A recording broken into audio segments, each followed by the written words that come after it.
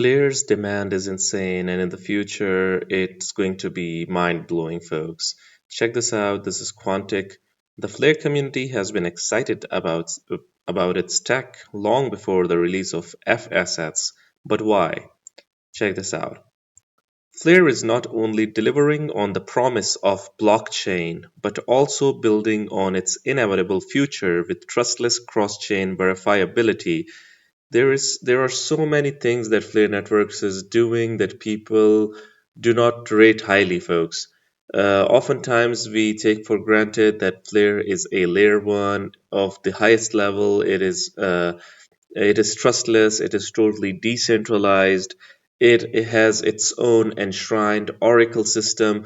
Chainlink has made a name of itself only with the Oracle infrastructure. I know that they are expanding from this point onwards, but being built on Ethereum, they are not a layer one. Flare, in the meantime, is a layer one, folks. It has its enshrined Oracle system and so many things that it is doing. F assets being one of those things that Hugo said that it is doing, which will redefine finance. And even Hugo said that it is only a small part of what Flare is doing. Check this out. It is official. I'm joining Flare Networks as a developer content specialist. Why Flare? Now, this is the question, because this blockchain enables what Web3 was always meant to be: interoperable, decentralized, and truly reliable. Now, these three words, folks, Flare Network is providing us this. It is interoperable, it is cross chain, it is not, it is basically self dependent, truly reliable, secure. People can count on it, institutions can count on it. Flare enables DeFi on platforms without native smart contracts capabilities like XRP, Bitcoin, Dogecoin. We've talked about it. Additionally, Flare is creating a robust cross-chain execution layer. This is awesome, folks. DEEs securely store private keys and verifiably execute logic based on Flare's consensus. What it does, folks, it enables security. It enables a trustless automation across multiple blockchains. Check this out. These are all other blockchains. Meanwhile, this is Flare, FTSO, Flare Data Connector, Flare Time Series Oracle, Web2. We've got TEE Compute. So many things that is happening, folks. All blockchains, and Flare Network is trying to connect it all, folks. This is what Flare Network is all about. Look at this. Instant EVM capabilities for non-EVM chains. Executing a transaction on Flare equals executing a transaction on XRPL. Never have to give up your PK, always liquid. So Flare Network is not only providing use case for its own infrastructure, folks, but it is enhancing the capabilities of XRP, Bitcoin, Doge, or any other project that it interacts with. Flare offers a smart account CLI as a tool for encoding and dispatching XRPL transactions that trigger smart account actions on Flare. This is awesome, folks. Yeah, look at this. Interesting thoughts here from Hugo. This is the second time in 2 days someone has said something similar to me about XRP holders. Let's check this out. The the world is going to change very rapidly over the next 10 years. And I genuinely believe that the people that hold crypto will end up having a very substantial power base in the world, because I think they'll be holding one of the last assets that is not controlled by governments. And I think one of the amazing things about XRP and about Flare is that it has captured a large audience that genuinely has the ability to rebuild society once it collapses. And one of the things that has been really nice about this experience with Flare has been the ability to educate those people how to use those assets in different ways. Of course, there's degens, but I do think Flare's mix of users is probably less degen, less less nihilistic. So I think a lot of chains have a very large number of nihilistic users who essentially, for them, their life is basically make money through crypto, or their life doesn't continue in the way that, or it doesn't work out the way they would like it to be. I think it's like basically casino or bust for a lot of people on a lot of chains. Flare is different, and XRP is different, and I'm very grateful for that. There are a lot of people have, real things in their lives, and this is a pastime and a way to perhaps maximize their, their economic future. So that's one of the reasons that we have been even more careful than perhaps we could have been with what we're building, because for a lot of the people in our ecosystem, it's a very different scenario. They're not here just to gamble. They are here to maximize their economic utility. And that matters to me, and that matters to the team. This is great, folks. This is great. What's happening with the Flare ecosystem? The community continues on to grow, and we're getting updates so frequent now. Hugo is always live. He's always active. And we're going to be checking this out, that what makes Flare network different. This is a huge video, a long video over here, 55 minutes, but I've got a piece from this for you guys in which Hugo tells us what makes Flare network unique. There was a question regarding XLR as well. So Hugo is trying to clarify stuff over here as well. Let's check this one out. Must read XRP to yield or not to yield. Lately, I've noticed a split in the XRP community. Some want to put their XRP to work and earn yield, while others would rather keep it locked in indefinitely. So let's check this out. They can also be bridged to other networks. Today, the total value of all public blockchain assets is approximately $1 trillion. However, by the way, folks, it is not only about XRP. Check this out. Explore XRP-Fi, BTC-Fi, and Doge-Fi. This is what makes Flare unique in my opinion, because XRP is a small part of what it is doing. It is involved with BTC. It is involved with a meme legend like Doge, folks. So providing use case over there as well. So doing everything in its capabilities to provide use cases for BTC, XRP, and other projects as well that do not have intrinsic smart contracts. Today, the total value of all public blockchain assets is approximately $1 trillion. However, more than 70% of this value is made up of tokens from blockchains that can't support smart contracts, a critical requirement for decentralized applications. The F-asset system, developed by Flare Labs, allows these assets such as Bitcoin, XRP, and Dogecoin to be used trustlessly in smart contracts on Flare. Minting these tokens as F-assets enables them to earn rewards in DeFi and other types of decentralized applications. Once the F-assets are minted on Flare, they can also be bridged to other networks. For developers, this means secure, trustless access to a vast amount of currently untapped value and new potential users.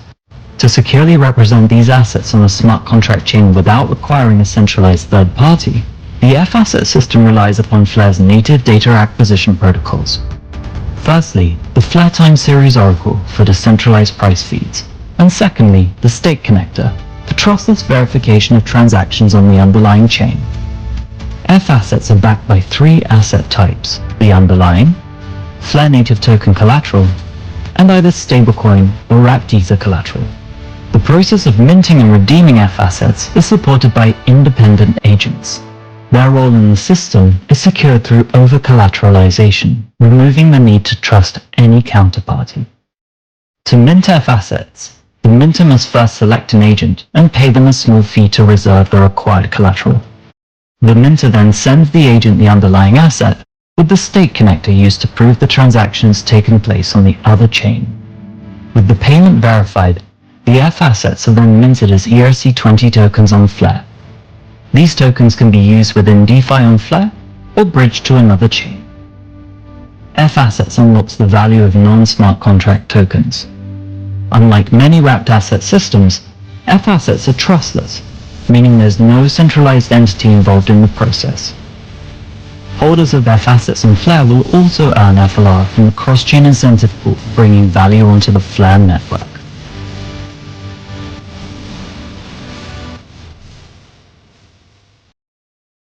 Great, folks. Now let's check out what Hugo has to offer. And this one is really interesting, folks. So do check this piece out. Yeah. Do you think that we could see, because XRP has, it's historically been seen as a, primary payment rail. Do you think we could see the combination of what you're doing with Firelight FXRP kind of changing the narrative toward XRP being a yield-bearing DeFi asset? In other words, just a shift in the dynamic. I mean, I really hope so, right? Because that's really beneficial for XRP holders. Yeah. It's really, it means that more people want to hold the token, right? That's a really nice thing. And I think overall it could be beneficial for Ripple. I mean, if I'm sitting on the amount of XRP that Ripple is sitting on, I probably would like to be able to get yield on it. Sweston 10/10 under 10 sale is offering everything under 10,000. And on top of that, they are offering free delivery on online orders, 1-year international warranty, and 30-day easy return and exchange as well. So visit your nearest Sweston outlets or shop online from swestonwatches.com before stock runs out. Exactly. Yeah. Why not? Especially if one day I'd like to do an IPO. Yes. We must bring that up, of course, which is, it's coming. I think it's just a matter of time. Obviously, okay, so we talked with the Axelar guys last week. They launched MXRP over in Seoul, and it's a similar yield generating plan. How does Flare's approach differentiate from someone like what Axelar is trying to do? Absolutely. So I think it's really important to distinguish between products that effectively are market-facing products, meaning, okay, so if you take Doppler or MXRP, yep. Those are essentially vaults into which you put your XRP, and then effectively an asset manager who may or may not, and I think in both of those cases does not have a license, then manages your money in markets, both on-chain, I think in the case of MXRP, and off-chain in the case of Doppler. And I have a real huge issue with this from the fact that it's essentially TradFi, but without regulation. Yeah. And that bothers me a lot. The huge difference between that and Firelight is Firelight doesn't do anything other than it can't do anything with the funds that you haven't agreed to at the moment that you put the funds in. So when you stake to Firelight, you are staking to what's known as an ESS. Mm-hmm. And the ESS might say, this ESS is insuring against an exploit on a particular pool on Ethereum in Aave. And that money sits there and earns yield from that pool until you either ask for it back or the insurance term expires, right, or there's an exploit and Aave calls for the funds. This is hugely defined, and there's no ability for Firelight team to take the money out of the pool and play with it in DeFi. It's just it's programmatically not allowed. And this is a categorical difference between something like Doppler and MXRP, which are effectively hedge funds that you deposit your money into, that that can on any given day do whatever they want with that money, and Firelight, which is a protocol that offers economic returns. Yeah, and I think the key here, when you look at the variations, I'm showing the Firelight website right there. If you guys want to learn a little bit more about it, just jump over there because it's enlightening. We got to get the Firelight team on. Actually, Absolutely. That's what we got to do. We got to bring Firelight. And to be clear, there will be products like Doppler and MXRP on Flare. These are called vaults, right? This is a standard thing in DeFi across all of the chains now. Mm-hmm. And vaults have what's known as a risk manager, essentially, a person that takes the exposure on your behalf. And those vaults can do things on chain in the DeFi ecosystem that they're on. They can bridge to another chain using a bridge like layer 0 and go and exploit yield somewhere else. And ultimately, these are strategies that exist. But I think it's really important that people are very, very clear about what this is. So it's not fair to say that something is staking when when you're actually investing in a hedge fund. Now, I don't have an issue with vaults. I just have an issue with the way they are portrayed. And there will be vaults on Flare. We are working with some of the biggest risk curators in the industry. Mm-hmm. Folks, the use case and uniqueness of Flare networks continues on to grow, and from the looks of it, Flare has been recently standing out while the rest of the market has dipped. Its tech lets non-smart contract assets gain smart contract functionality, which obviously is a game changer, and banks are paying attention to, the institutions are paying attention to, the organizations, financial firms are now getting interested in it. This is really good. Isn't she just beautiful, according to Joe Alvarez over here? Seems interesting. I haven't seen the price lately, but from the looks of it, it is doing pretty good for itself. And this is absolutely insane demand. Obviously, what a project Flare Network is, according to Chris McCrypto over here. Imagine what BTC and Doge 2 can do when Flare Network comes running, folks. 5 million XRP in 4 hours. This was September 24th. We already know it. And in the future, it's going to be increasing, and the demand is going to be bonkers, hopefully. So, folks, what do you guys think about the insane demand of Flare Network? Do you think that the demand will keep on increasing? And do you like the prospect of Flare Network being truly unique? I would really like your opinions. Do hit the comment box below and let the community know. Anyways, guys, this was it for the video. If you liked it, make sure to like, share, comment, subscribe, and hit the notification icon if you're interested in utility coins and potential gems. And you can also support the channel by checking out Patreon by following the link in the description box below. Until next time, stay blessed and stay tuned. Thank you very much, everyone.